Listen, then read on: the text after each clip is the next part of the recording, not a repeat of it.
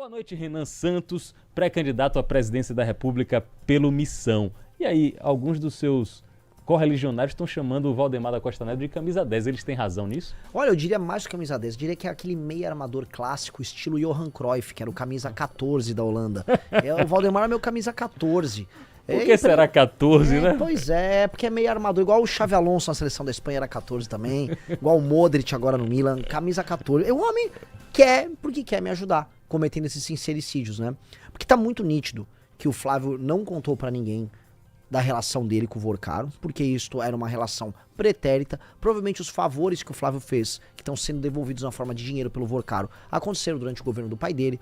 Provavelmente foi aquela MP que permitiu que o Banco Master se capitalizasse na casa dos muitos bilhões, uma MP que facilitava a obtenção de crédito consignado, que passou no governo do pai dele em 2022, e provavelmente, como o Flávio não contou pra ninguém, tem mais coisa pra vir aí. Você que conhece da política, eu tô com o Renan Santos aqui, ele vai falar sobre a campanha dele, as propostas dele, o que é que ele tá achando da Bahia, mas você como um player, como gosto de dizer, um player da política nacional, desde a época da fundação do Movimento Brasil Livre, você deve entender, como eu, que num momento como esse, importa menos o resultado do número da pesquisa e mais o sentimento dos apoiadores, porque se os apoiadores não tiverem a firmeza em pedir voto, em fazer campanha, a política, a campanha vai desidratando.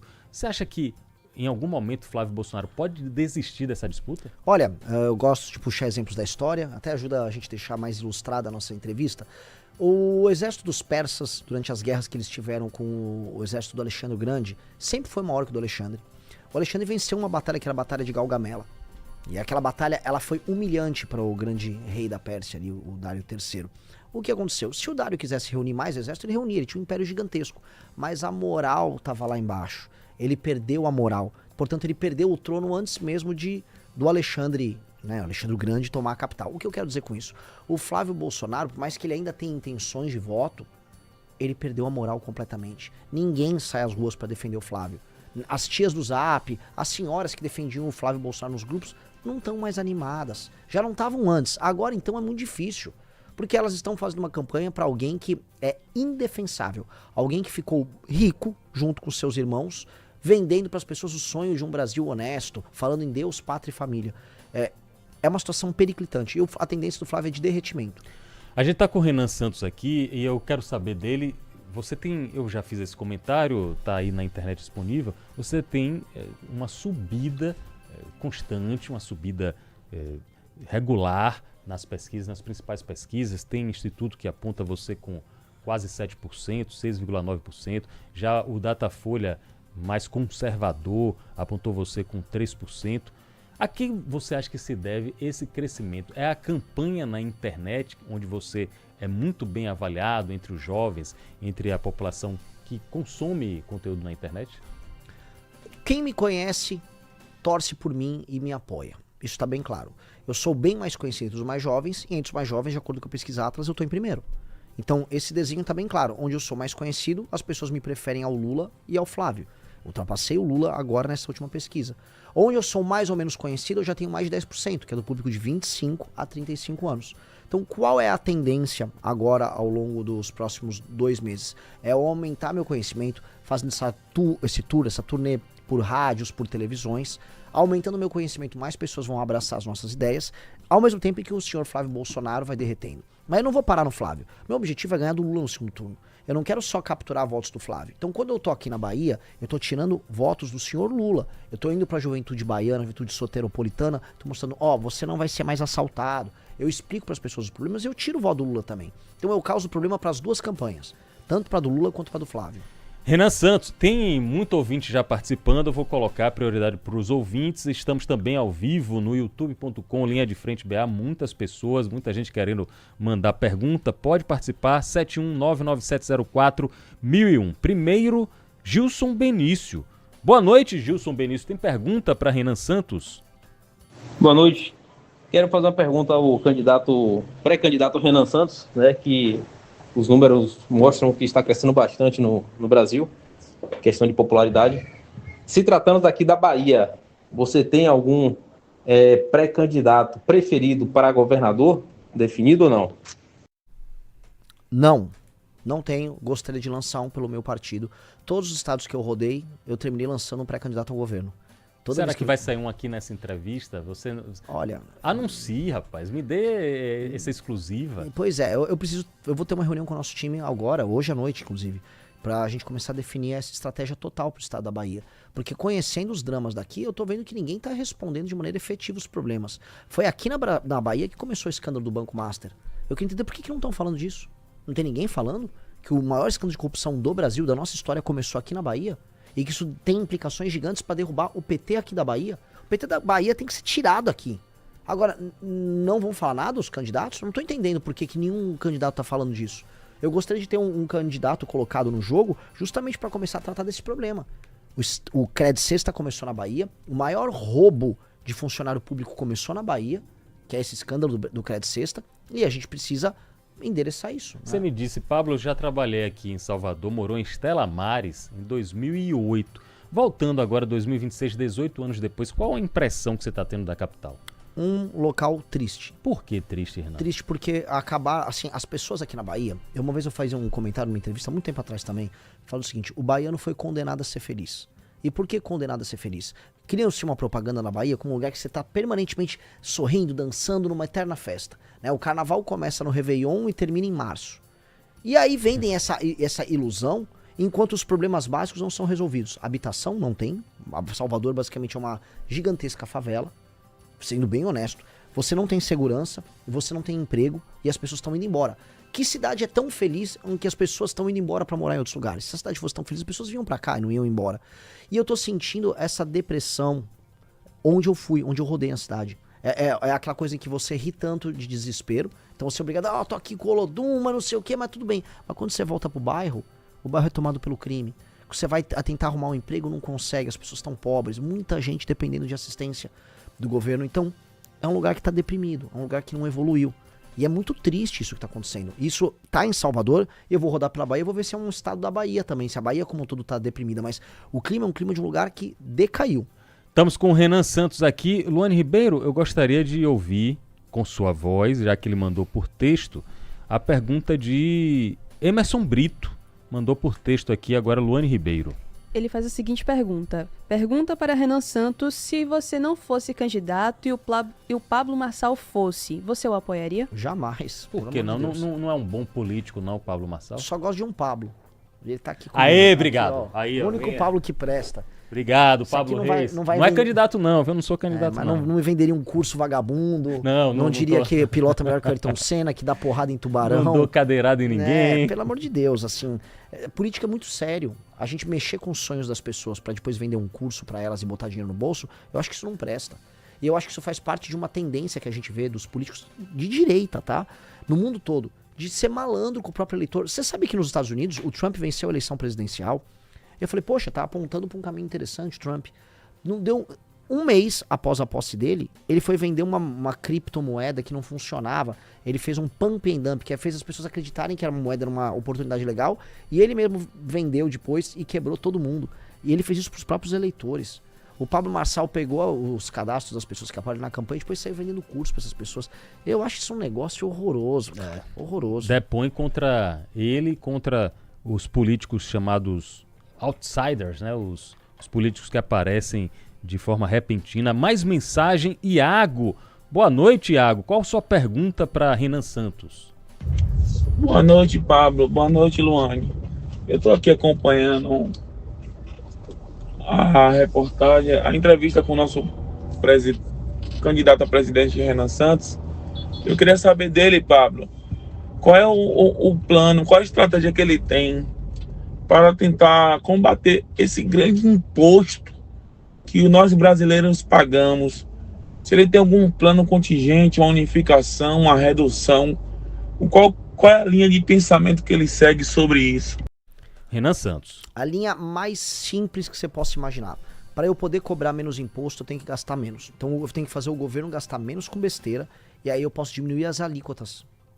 Isso dá para ser feito. Então, a partir do momento que eu começo a cortar a despesa, e isso, eu não quero fazer isso de uma maneira difícil, quero fazer isso na linguagem da população. Imagina que o governo brasileiro é uma família. E a família tá gastando muito com besteira, gastando muito mal. E aí, pra manter esse estilo de vida que não dá pra tocar com o dinheiro mensal que entra, vamos supor, a família inteira somada tem um orçamento de 5 mil reais. E ela tá gastando 7 mil reais todo mês. Pra bancar aquela vida meio festeira que eles estão tentando ter, eles precisam pegar a dívida. Então eles se endividaram.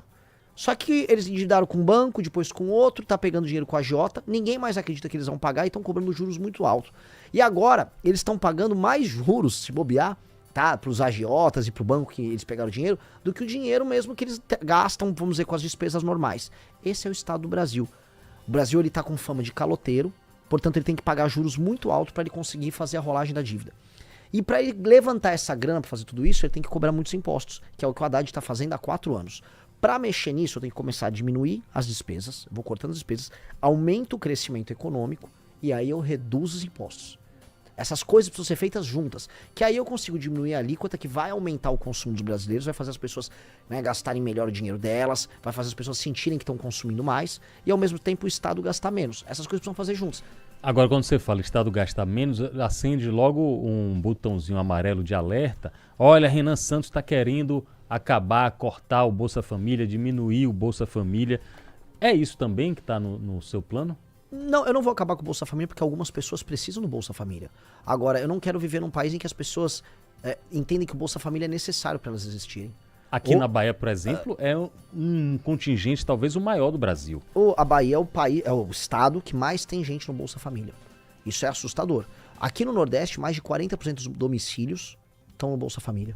Ou seja, o Bolsa Família virou a regra, não a exceção. Ele deveria ser exceção. Só que os municípios hoje nem pensam em aumentar a atividade econômica, em se sustentar. Apenas falam, governo federal, me manda uma grana aí. Não tá dando, a casa tá caindo. E aí quem trabalha para sustentar toda essa improdutividade, ele tem que pagar muito imposto. Eu vou cortar coisas. Eu já tô avisando, se as pessoas querem pagar menos impostos, eu vou ter que cortar a despesa. A pessoa que tá nos assistindo, eu vou deixar um recado para ela, assim, muito, muito claro. Eu tô do lado de quem tá trabalhando. E eu vou cortar despesas. Eu vou ajudar quem tá trabalhando a pagar menos impostos. Não dá para trabalhar menos. Eu acredito que vai ter uma escala com o governo Lula que eu vou trabalhar menos, ganhar botijão de gás, ganhar energia elétrica, ganhar Bolsa Família e querer pagar menos imposto, tudo ao mesmo tempo. Não dá. Não dá. Isso é maluquice, isso não existe. Então, eu tô sendo a única pessoa, o único adulto na sala, por mais que eu seja o mais jovem dentre os candidatos, pré-candidatos, para avisar. Vai ter que cortar aqui para eu poder diminuir imposto. Não vai dar para fazer isso. Então eu vou ter que cortar mamatas, vou ter que cortar super salários, eu vou cortar a renúncia fiscal de grandes empresas, eu vou ter que fazer uma nova reforma da Previdência. Eu tô avisando todo mundo, não tem estelionato eleitoral aqui. Eu vou fazer isso, vou passar pente fino em gente que frauda a BPC, e em Bolsa Família pra gente que não precisa. Vou fazer tudo isso. Aí o Estado brasileiro vai poder gastar menos, e aí os juros vai cair. Aí o seu dinheiro vale mais.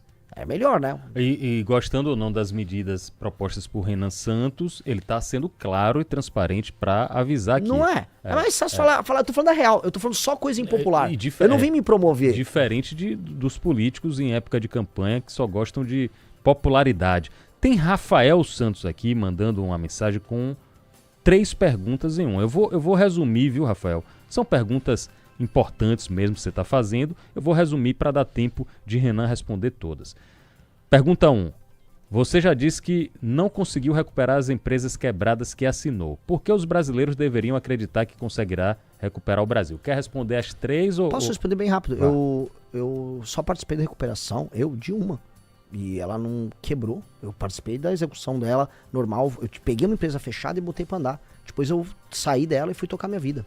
Outra pergunta de Rafael. Você disse que poderia não cumprir certas decisões do Supremo Tribunal Federal. Não acha que isso poderia te deixar vulnerável ao impeachment ou até uma prisão em flagrante pelo STF?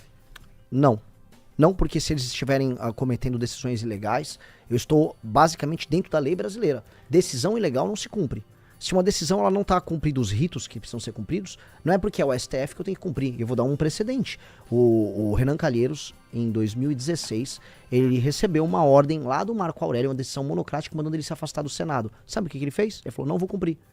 Invadiu minha prerrogativa, não vou cumprir. Ele não terminou preso, não terminou nada. Quem teve que ceder foi o STF. Teve alguma decisão recente do STF que você achou errado o cumprimento, por exemplo? se eu levantar... Assim, decisões, a DPF das favelas, por exemplo, é uma decisão Lá que eu do Rio de critico. Janeiro que Sim, impede é um absurdo. que a Ela operação seja feita. Exato. Isso é uma dentre inúmeras. Né? Vamos ver como é que eles vão lidar agora com o licenciamento ambiental. Vamos ver se eles vão suspender alguma obra. O STF se comportou, na época com o Fachin, de maneira muito errada, quando índios do Paraguai invadiram o Paraná. E ele falou, não, suspendam qualquer ação que estiver rodando com a polícia. Vamos agora discutir a questão da ocupação do território por invasores de outro país. O governador do Paraná, o Ratinho, deveria ignorar aquela decisão. Porque a decisão flagrantemente legal. A gente estava passando por uma invasão do nosso território por gente vestida de índio. Então, inúmeras decisões, essas decisões não podem ser cumpridas, porque elas são ilegais. Mais uma pergunta de Rafael, eu já passo para João Felipe, já passo para Reinaldo também. A última pergunta de Rafael. Existe um vídeo polêmico seu fazendo uma brincadeira sobre estupro a uma amiga. Num país com tanta violência contra a mulher, não pesa contra um candidato fazer brincadeiras com esse teor? Rafael que perguntou. Assim, falar que eu tava fazendo algo, vamos colocar aqui, de errado ou pesado, é falar que um ator que numa novela dá um soco em alguém é um agressor. Eu tava simulando que eu era um líder bárbaro numa piada que a gente tava fazendo conjunta, falando as maiores barbaridades do mundo. Eu tava simulando, não era o Renan falando enquanto o Renan queria fazer uma coisa. A menina que tava ali era minha amiga, ela tava com os familiares dela e a gente tava fazendo uma piada. É uma piada adequada? Podemos falar que não, mas dito isso, era apenas uma brincadeira entre nós. Aliás, um ambiente fechado, um negócio ridículo. Falando em piada, é da mesma geração que a gente. Renan tem 42? Tá com 42 anos e Léo Lins, que eu já entrevistei também, tá na faixa dos 40. O que é que você acha de quando o humor é alvo desse tipo de ação judicial? E no caso de Léo Lins, ele se excede pelo que você vê? Não, muito pelo contrário. Um país em que o humor passa a ser alvo de ataque é um país que já saiu de um regime que você pode chamar de um regime livre, um regime aberto. O humor é sempre uma das primeiras vítimas. Assim, uma das funções do humor, a gente for pensar nas coisas primárias que existem em muitas culturas. Perto do rei tem o tal do bobo da corte. Existe uma figura que ri até do poder estabelecido, que é uma forma de mostrar o seguinte: nós somos ridículos até nos nossos rituais. Quando você mata o bobo da corte, ou seja, quando você proíbe o humor para falar que o rei ele é perfeito, quer dizer que o rei não manda mais nada e que o rei precisa usar da violência para se manter lá. É isso. Hoje, o Estado brasileiro quer impedir as pessoas de verem o absurdo que é o Estado brasileiro, que é um Estado autoritário, e aí eles têm que impedir até a piada. Porque hoje é muito fácil ridicularizar quem tem poder. Se você gostou do vídeo, não se esqueça de deixar o like e se inscrever no canal para ajudar. Te vejo no próximo vídeo. Até lá!